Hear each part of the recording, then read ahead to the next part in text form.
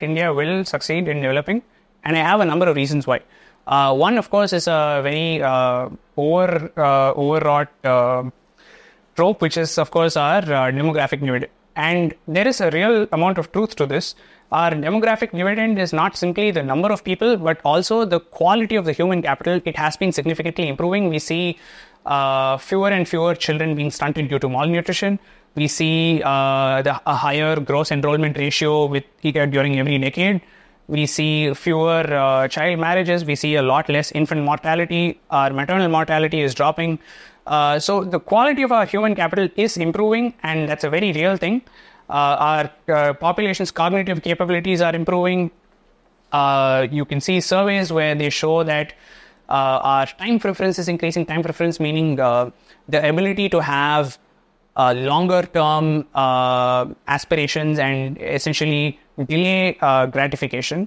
Of course, that is also countered by the rise of smartphones and social media, which is pushing down on those things. But we are also seeing more adherence to the law. If you look at data on how riots, how many riots happen in a year, that's been declining pretty consistently over the decades. Our police force is still quite inadequate in many ways. It needs a lot more staffing. It needs more funding, more training, but it is improving slowly. So the demographic dividend is real. So that's the first thing. The second one is, of course, technology. Narendra Modi during this recent election has promised energy independence by 2047, which would be quite phenomenal if it's accomplished. But there have been significant breakthroughs in energy technology, which is driving down prices and making it possible for India to also undergo an energy transition. Energy is just one aspect. We also have drones. We're making advancements in space, in communications technology. Of course, now we have broad-based access to banking and things like that. So the adoption of technology is another one. And the third would be, we're seeing more and more formalization of the economy.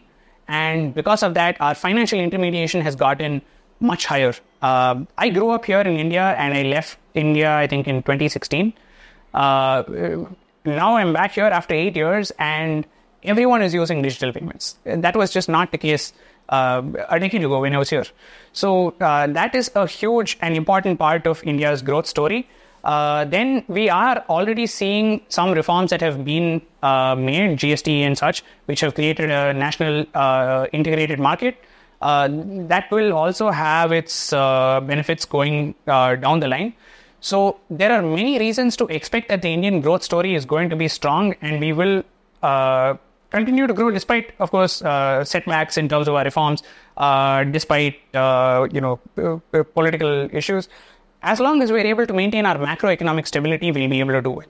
One thing that we've observed in developing countries across the world is that the moment you lose macroeconomic stability, then your growth story gets hit for a decade. Look at Sri Lanka now, or look at Indonesia during the Asian financial crisis in the 1990s.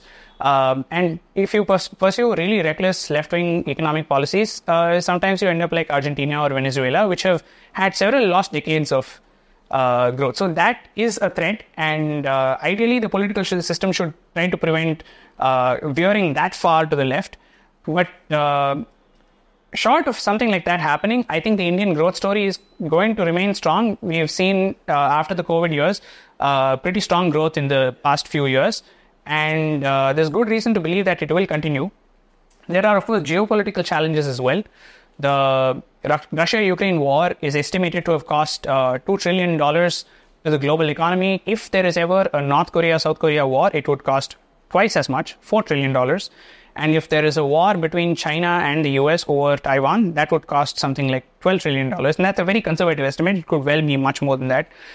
So we have supply chain risks that come from all of these things. And of course, we ourselves are at risk of getting into a catastrophic war with China. So those are sort of tail risks that we have to be very, very wary about, and we have to try and both establish deterrence on the one hand, as well as try to prevent any kind of negative impact that happens as and when these wars break out or any even any trade route getting disrupted, like the Houthis are now disrupting trade in the Red Sea, and that's leading to higher inflation here. So we will have to think about how we're going to address those things if they happen, and we have to have contingency plans. But yes, broadly, I am very optimistic that India will do well.